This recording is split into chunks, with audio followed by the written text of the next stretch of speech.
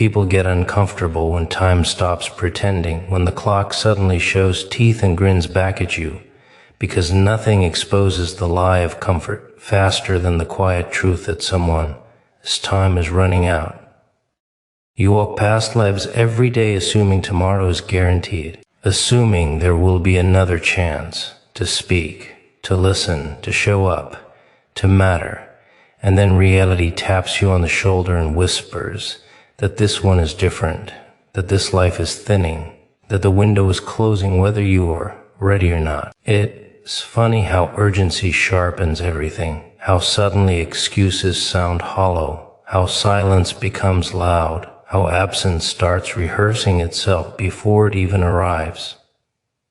This isn't about drama or heroics or grand gestures. It's about the brutal honesty that someone near the edge does.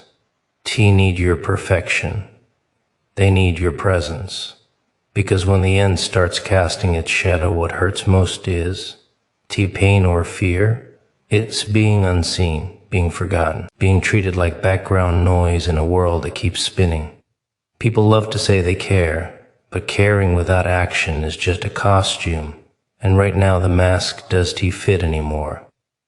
When someone's life is slipping toward its final act, every ignored message, every delayed visit, every later becomes a choice, and choices have weight when time is short.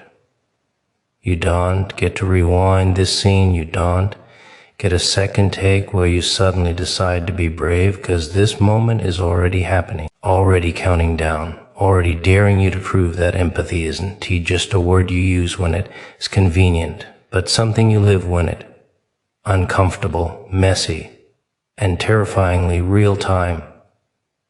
Exposes the truth behind indifference in a way nothing else can. Because time does argue, it does beg, it does raise its voice, it just keeps moving, peeling back the layers people hide behind until what underneath is embarrassingly clear. You can pretend you are busy, pretend you care in theory, pretend that intentions count for something. But when time starts slipping away, all those polite excuses rot in the open. Indifference hates urgency, because urgency demands honesty, and honesty is messy and inconvenient and impossible to dress up with good intentions. When someone's time is running out, the distance between what you say and what you do becomes impossible to ignore.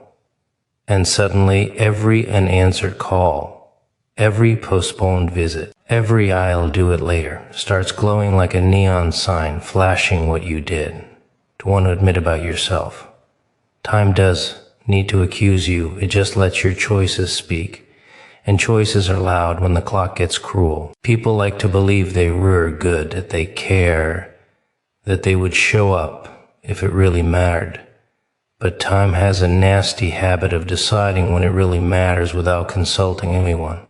It draws a line in the sand and dares you to step over it, and the funny part is how uncomfortable that makes people, how defensive, how creative they get with explanations.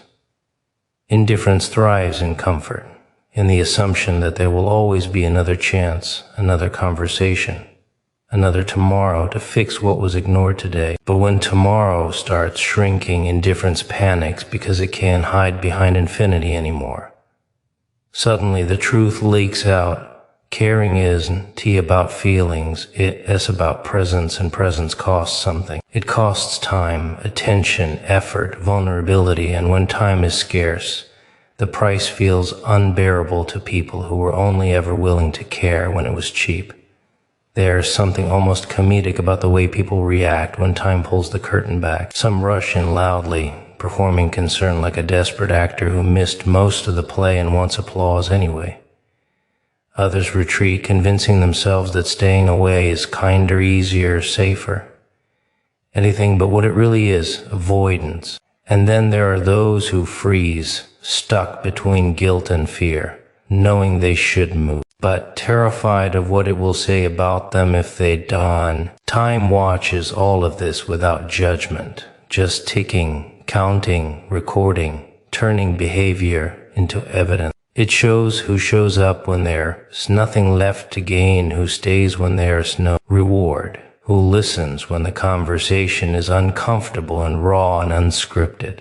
It exposes indifference not as cruelty, but as emptiness, a hollow space where action should have been. What people don't like to admit is that indifference isn't neutral. It feels passive, harmless, invisible. But time turns it into something sharp. When as life is nearing its end, indifference becomes a weight, a silence that presses down harder with every passing hour. The absence becomes louder than any word, and the delay becomes a message all its own. Time translates hesitation into meaning, translates distance into choice, translates silence into an answer no one wanted to give out loud. And that is the part that stings, because once time has done its work, there's no pretending you did. No claiming ignorance, no hiding behind confusion. You knew.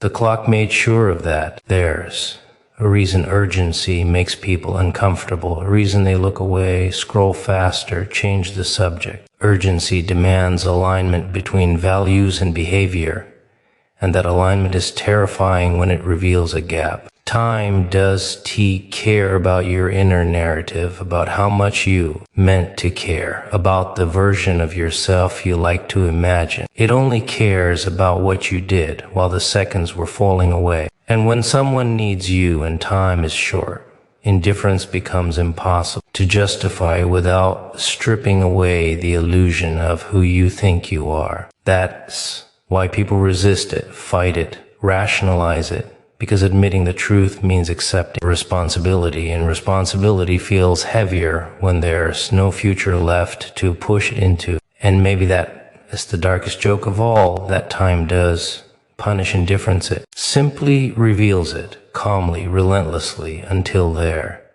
nothing left to argue with. It turns caring into a measurable thing, turns love into presence, turns humanity into action, and leaves no room for comfortable lies. When time is generous, indifference can masquerade as patience, as distance, as harmless delay.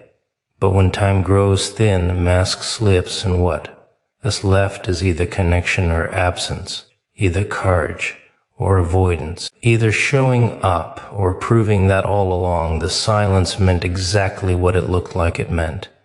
And the clock keeps ticking, daring you to look at what it has already decided to show you about your self-presence matters more than perfection. But people hate that idea, because perfection is shiny and distant and easy to fantasize about, while presence is messy, immediate, and demands you show up exactly as you are, flaws exposed, excuses stripped away. Perfection lets you hide behind preparation, behind waiting until you better, smarter, calmer, more composed, more impressive, more ready, while presence drags you into the moment and says now, not later, not someday, not when you've affixed yourself enough to feel worthy. People cling to perfection because it postpones responsibility, because it gives them a reason to stay away, because it sounds noble to say you want to do things right when what you really mean is you are afraid to be seen doing them imperfectly. And when time is short, when someone needs you now,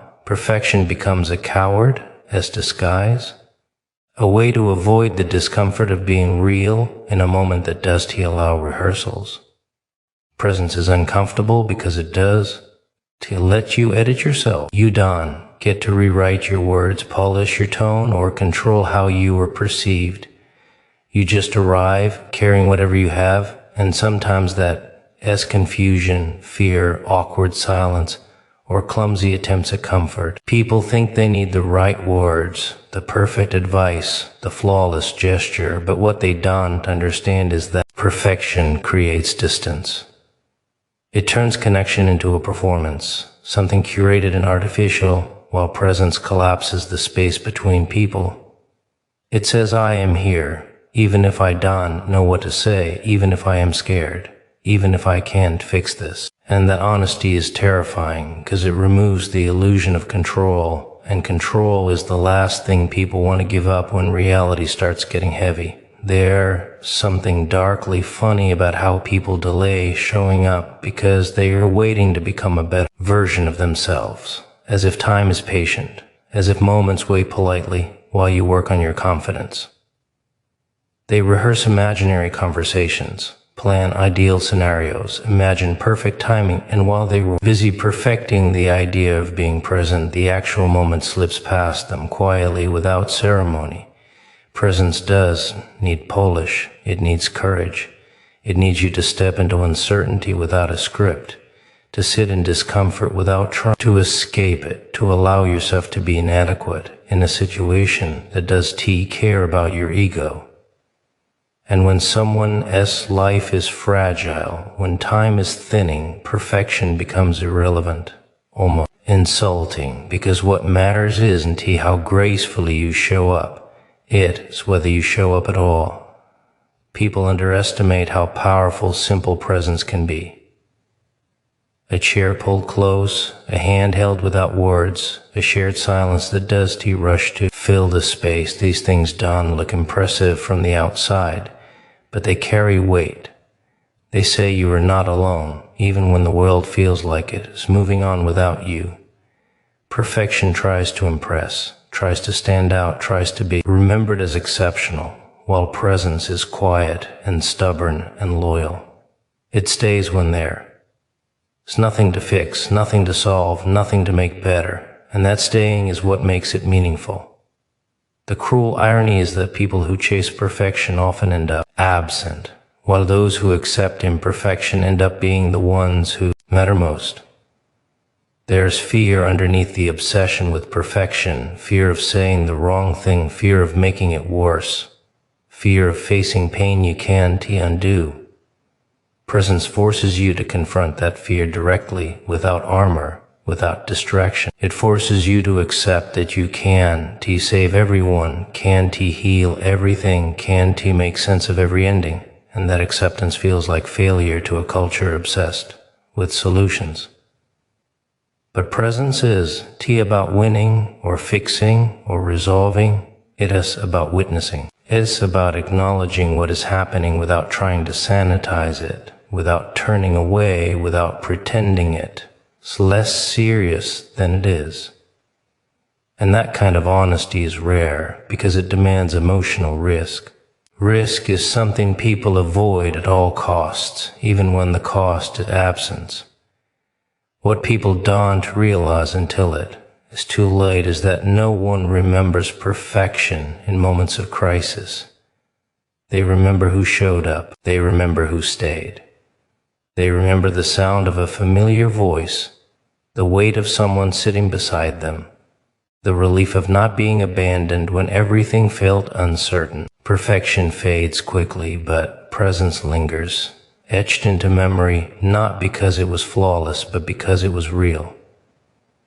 And when time is short, when moments are precious and numbered, presence becomes the loudest statement you can make without saying a word, a declaration that someone mattered enough for you to stop hiding behind readiness, to stop waiting for the perfect version of yourself, to step forward as you are, imperfect, unfinished, uncomfortable, and undeniably, their silence can hurt louder than words because it leaves space for the mind to become its own worst enemy, filling the gaps with doubt, fear, and meaning that no one ever intended to explain. Words can wound. Sure, they can cut sharp and deep, but at least they declare themselves, at least they show their face. Silence just sits there, smiling politely, letting imagination do the damage. When someone reaches out and hears nothing back, when a moment begs for acknowledgement and gets emptiness instead, the absence becomes a message all on its own, one that says you are alone, you are unseen, you are not worth the effort of sound. And that message echoes, growing louder with every second it remains unanswered. Silence has patience. It knows how to wait. It knows how to stretch itself until it fills the room, presses on the chest, crawls into the corners of thought, until even breathing feels noisy by comparison. People underestimate silence because it looks harmless, No shouting, no insults, no confrontation, just quiet. But quiet is where people unravel where they replay conversations that never happened, where they imagine intentions that may not exist, where they assume the worst because nothing came to contradict it. Silence gives no clarification, no reassurance, no boundary, just an empty stage where fear performs unchecked. And when someone is already vulnerable, already standing on unstable ground, silence doesn't feel neutral. It feels like abandonment dressed up as restraint. It feels like being left in the dark and told not to be afraid. Words can hurt in the moment, but silence lingers, dragging pain out slowly, methodically, letting it seep into every thought. There's something darkly amusing about how often silence is justified as kindness. People say they don't want to say the wrong thing, don't want to make it worse, don't want to intrude, but underneath that is usually fear, discomfort, avoidance. Silence becomes a shield, a way to protect oneself from emotional mess, from responsibility, from the discomfort of engagement. But while silence protects the one who withholds it, it punishes the one waiting on the other end. It shifts the burden, forcing them to carry uncertainty alone, to interpret emptiness as meaning. And the meaning they assign is rarely generous. Silence doesn't say, I don't know what to say. It says you or not. Important enough for me to try. Even when that one's the intention. Intentions don't travel through silence. Only impact does. In moments where time matters, where connection is fragile, silence becomes cruel in its ambiguity. A missed call, an unread message, an unreturned visit. Each one compounds, stacking weight onto some already struggling to hold themselves together. The longer the silence lasts, the heavier it becomes until it's no longer just absence, it's rejection, confirmation, proof. People tell themselves stories in that quiet, stories about being forgotten, about being a burden, about being expendable. And without words to interrupt those narratives, they harden into belief. Silence doesn't correct misunderstanding, it feeds it. It lets fear narrate the situation, and fear is a dramatic storyteller with a taste for catastrophe. And the irony is that breaking silence does require eloquence. It does require solutions or wisdom or the perfect sentence. A simple acknowledgement, a presence, a signal that someone is there can cut through the noise like a blade. But silence resists that simplicity because it asks nothing of the person staying quiet. It allows them to remain untouched, unexposed, uncommitted. Speaking, even clumsily, means entering the situation, sharing the weight, risking saying something imperfect. Silence avoids risk by refusing participation, and that refusal is felt sharply by the one left waiting. Silence isn't empty, it's full of everything unsaid, everything avoided, everything withheld. When someone's life is fragile, when time is narrowing, silence becomes deafening. Every quiet moment feels like a countdown, every unanswered attempt like a door closing. Words don't need to be profound in those moments, they just need to exist. A voice says you matter, a response says you are not invisible, a presence says you are not facing this alone. Silence, on the other hand, says nothing is worth interrupting my comfort, my schedule, my peace. And whether that is true or not stops mattering, because silence does explain itself. It just sits there letting the wound deepen without resistance. People fear words because words can be judged, criticized, misunderstood. Silence feels safer, cleaner, less risky. But silence leaves scars that words could have softened, confusion that honesty could have clarified, pain that connection could have shared. Silence is not the absence of harm, the absence of care made visible. And when everything else is stripped away, when time is tight and emotions are raw, silence does feel like neutrality.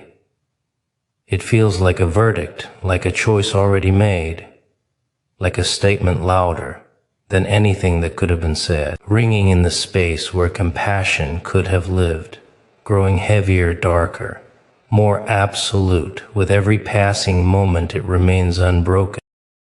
Funny thing about alarms is how they don't ask permission before screaming into your life, how they cut through sleep uncertainty and remind you that something somewhere is wrong. And on January 6, 7, and 8, that sound wasn't just coming from a phone or a screen, but from the cracks in routine itself. From the moment you realize order is thinner than you were promised, that the systems meant to protect you can only warn you, not save you.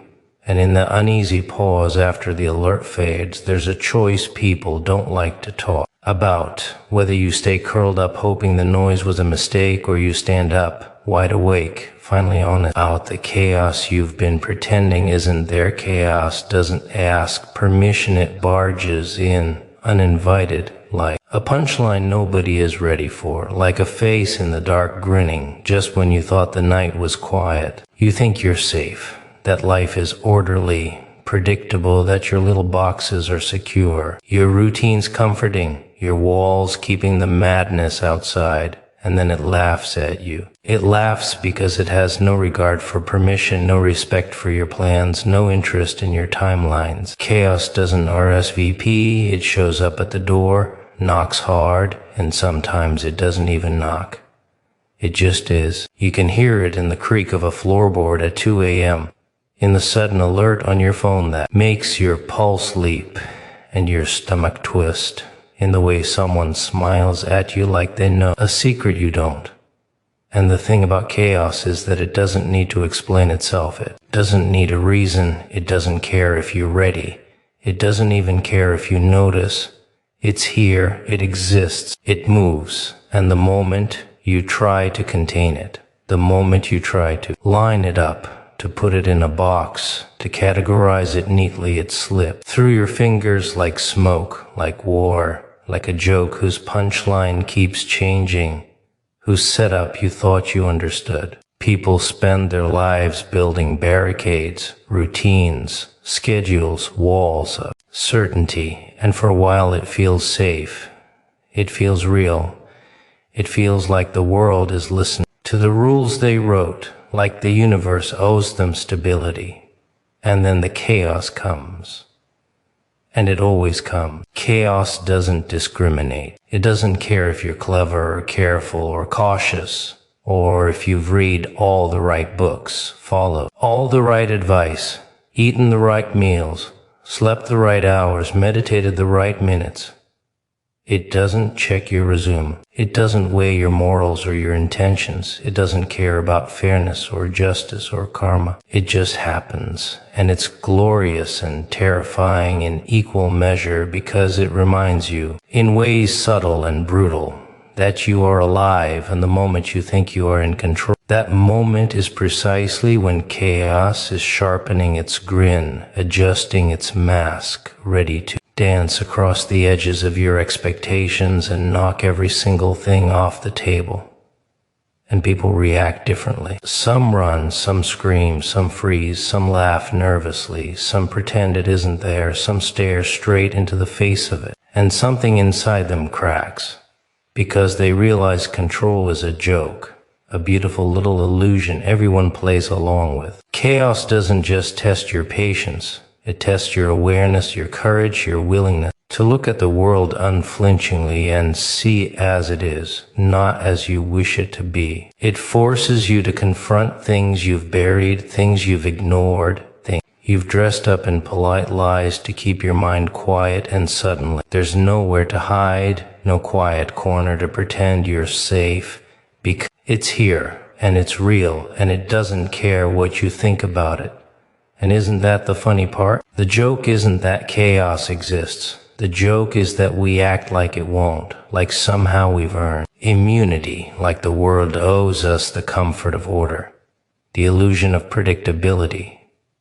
It doesn't. You don't get to choose when it comes. You don't get to choose how it arrives. You don't even get to choose if you understand it, because comprehension is optional and laughter might be the only response that fits. Chaos arrives, and suddenly the walls you thought were strong are paper. The rules you thought were universal are suggestions, and the control you clung to like a life raft is a mirage, melting under the heat of a situation that doesn't care about your stability. And in that moment, in the brilliance of your realization, the heart of the joke is exposed. You can't stop it. You can't ignore it. You can't bargain with it. And yet somehow you live. Somehow you exist within its frame. You breathe. You feel. You react. You stumble.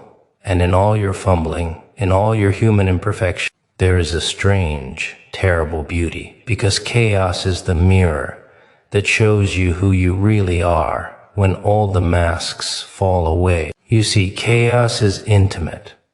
It doesn't shout at everyone equally. It whispers to each person. A voice only they can hear, a voice that highlights weakness, that mocks certainty, that scratches at the illusion of control, and that whisper, it asks you the same question every time. How will you respond when the rules are gone, when the order is gone? When everything you counted on is upside down, when the world itself is. Laughing at your assumptions, at your predictability, at your careful little plan that you thought would protect you from the storm. And the answer, well, that's where the story begins. Alerts are reminders of fragile order, little shrieks in the night that tell you everything you've taken for granted is thinner than you believed. They're not polite. They don't knock. They don't wait for you to be ready. They scream into your life like a carnival horn, reminding you that the walls you built, the routines you cherished, the little certainties you held onto so tightly are nothing more than paper facades masking a chaos that has been waiting patiently, silently, always ready to show up. You think the world is safe because the lights are on, because the machines hum predictably, because the screens glow with comforting numbers and the voice on the radio say everything is fine, and then bing, beep, siren alerts you are confronted with the fragility of it all. It's a message that the universe doesn't care about your timing, that your little constructs of order are fragile, breakable, laughably temporary. There's a certain dark humor in it, really, that something so small a vibration, a tone, a flash of red on your phone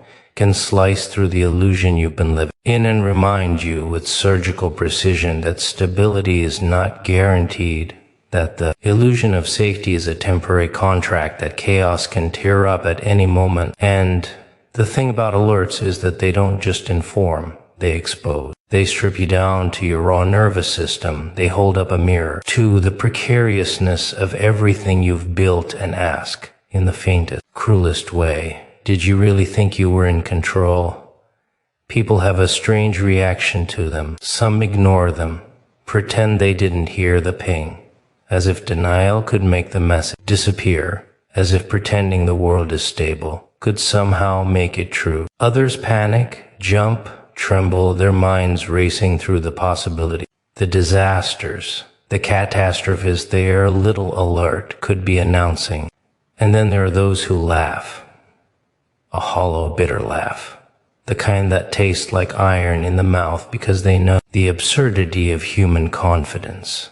The ridiculousness of assuming that the rules of life will always bend to our comfort. Alerts are impartial.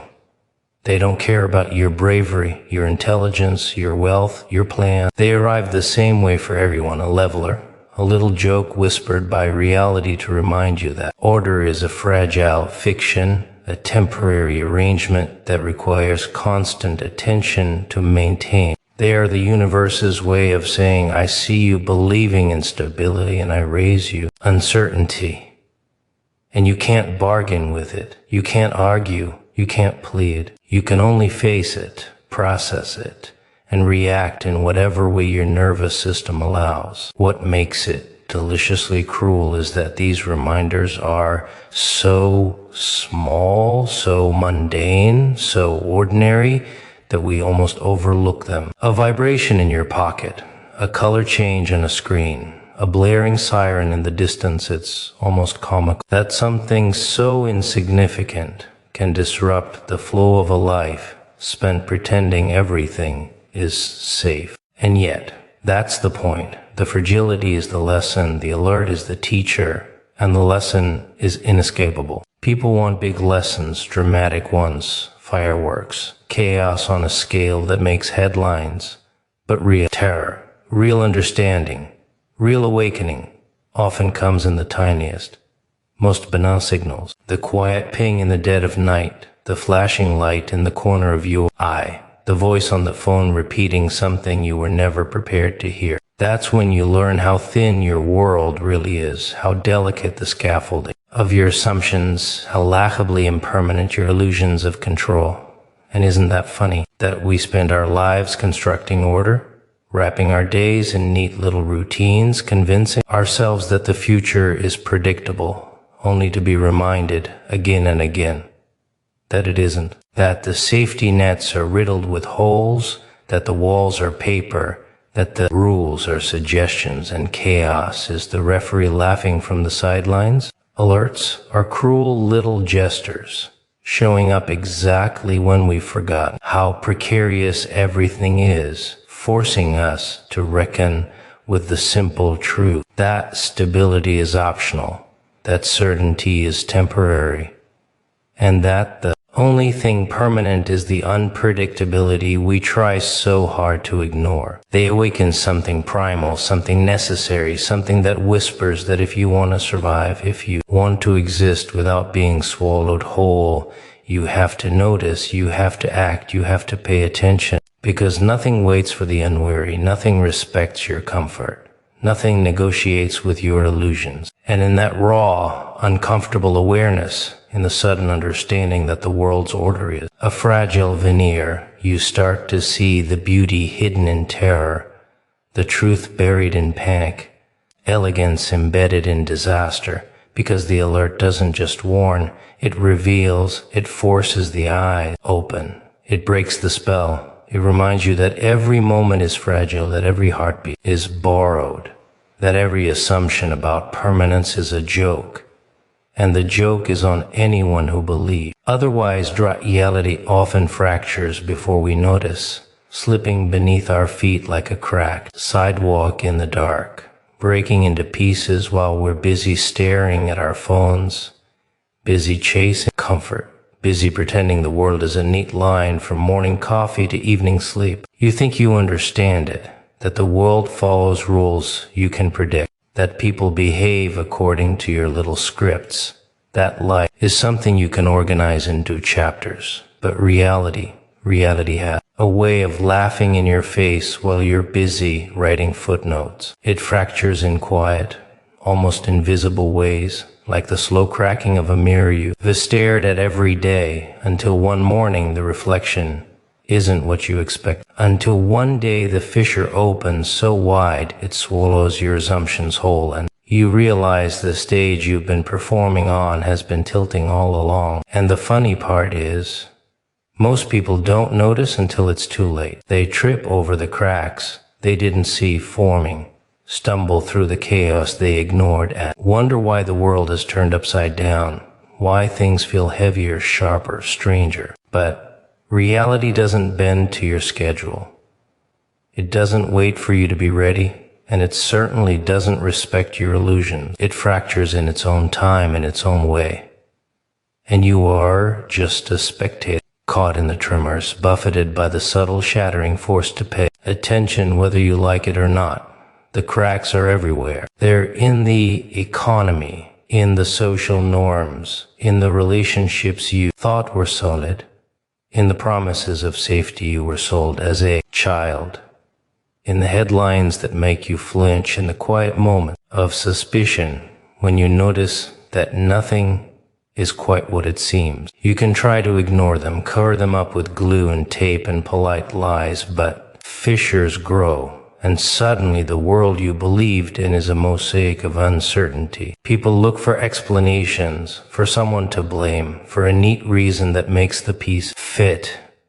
But the truth is often absurd in its simplicity. Reality fractures because it is reality, because life is a series of chaotic forces moving through you, through everyone, through everything.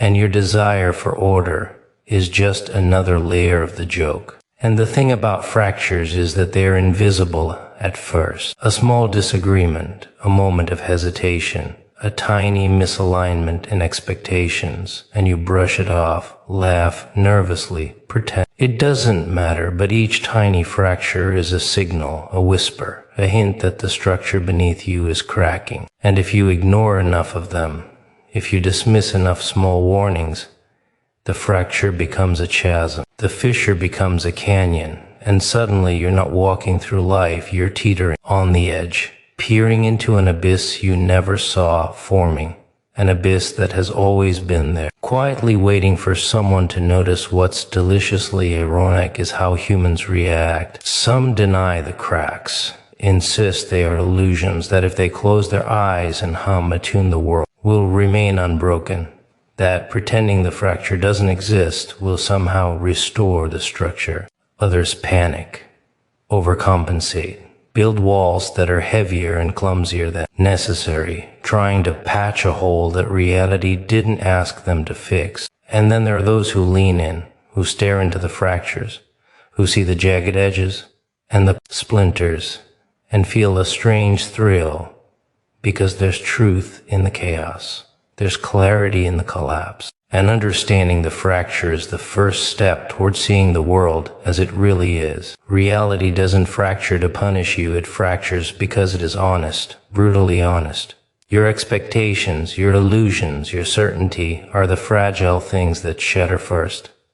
And isn't it funny that we spend so much time building a life as though it were solid, pretend the ground beneath us is stable, convincing ourselves that tomorrow will follow yesterday's rules, and then one small tremor, one sudden revelation, one unnoticed fissure opens beneath us, and suddenly the joke is clear. The joke is that reality is never stable, that nothing is guaranteed, that the universe doesn't owe us comprehension or comfort or safety. And in that fracture, that uninvited, chaotic break in the pattern of existence, you see the truth.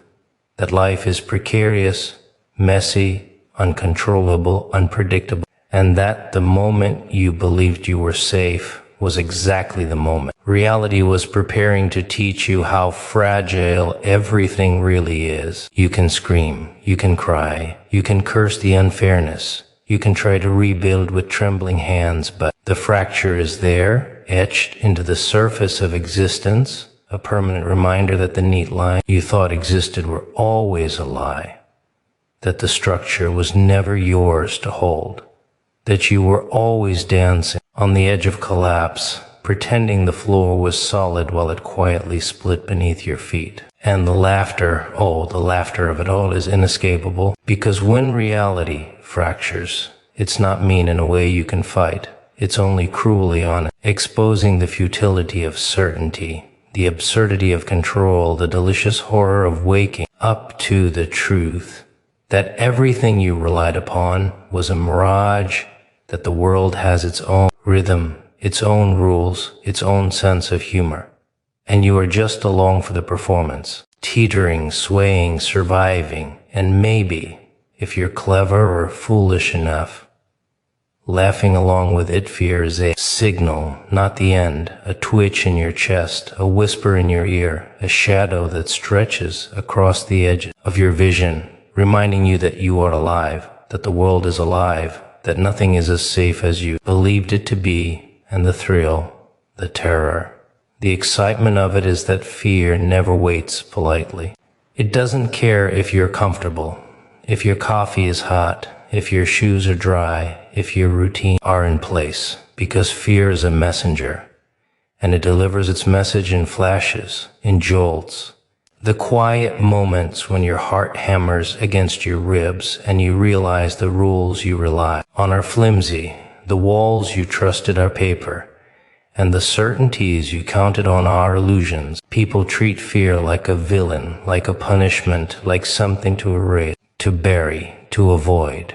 But the truth is that fear is brutally honest. It tells you exactly what is important, exactly what matters, exactly what you cannot ignore. It's a flashing red light on the dashboard of your soul, blinking insistently, mocking you for thinking you could ignore it, laugh it off, or pretend it wasn't there. Because when fear shows up, it doesn't negotiate, it does compromise. It doesn't apologize for disrupting your illusions.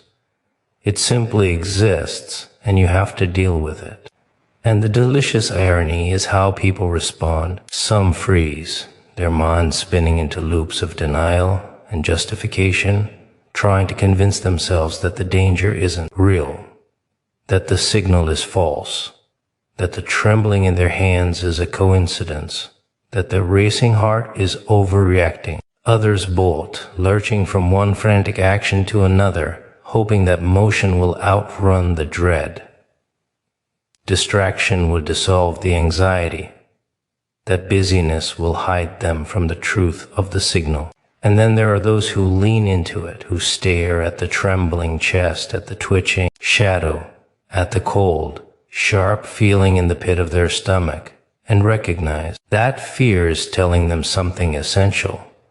That the world is unpredictable, that stability is fragile, that nothing can be taken for granted, that the very fabric of existence has threads fraying in places they have yet to notice. And in that recognition, there is power, a strange, exhilarating power, because fear is not the enemy, it's the messenger, the alarm, the herald of reality's unpolished, untamed truth. Fear reveals what you value, what you care about, what you would fight. For if you had to, even if fight is just standing still, even if fight is just noticing and surviving, even if fight is laughing in the face of absurdity while the world threatens to swallow you whole. It exposes cracks in your armor, weaknesses in your mind, blind spots in your perception. And if you ignore it, if you cover it up with sugar, with distraction, with comforting lies, it grows, festers, and eventually explodes in ways that are impossible to predict or control. And the beauty of it, the twisted, chaotic beauty, is that fear is fair.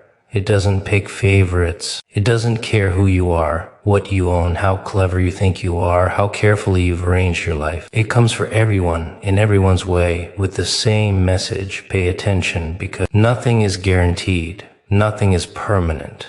Nothing will wait for you to be ready. And isn't that the most unsettling joke of all? That humans spend their lives trying to avoid, to suppress, to anesthetize themselves from fear, while fear is the one thing that actually keeps them awake, alive, aware, tuned to the reality that slips quietly beneath the surface of comfort and routine. It's in the trembling fingers, the racing pulse, the sharp catch of breath when the unexpected lands like a hammer on your skull. That fear shows you what it means to be conscious, to be vulnerable, to be human, to be perched precariously on the edge of understanding and chaos at the same time. People say fear is weakness, but it's not. Fear is clarity. Fear is honesty. Fear is the signpost pointing directly at what matters, demanding recognition, demanding action, demanding presence, and yet humans run from it, smear it with makeup, cover it with polite lies, ignore it until it becomes impossible to ignore, and only then, in the explosion of panic, do they see what they could have seen all along. And the cruel comedy of it is that even as fear shakes you, even as it twists your mind and burns in your chest, it is also your guide. It leads you to the edges of reality, to the points where the cracks are deepest, to the places where chaos waits to be faced. It teaches you about your limitations, about your courage, about the absurdity of certainty, about the fragility of everything you cling to as solid, about the exquisite, terrifying beauty of existing in a world that doesn't care if you're comfortable, safe, or prepared. And it forces you to decide whether you will shrink or whether you will lean in, Whether you will let it control you or whether you will let it show you something you never dared to see before. Something raw, something naked, something real.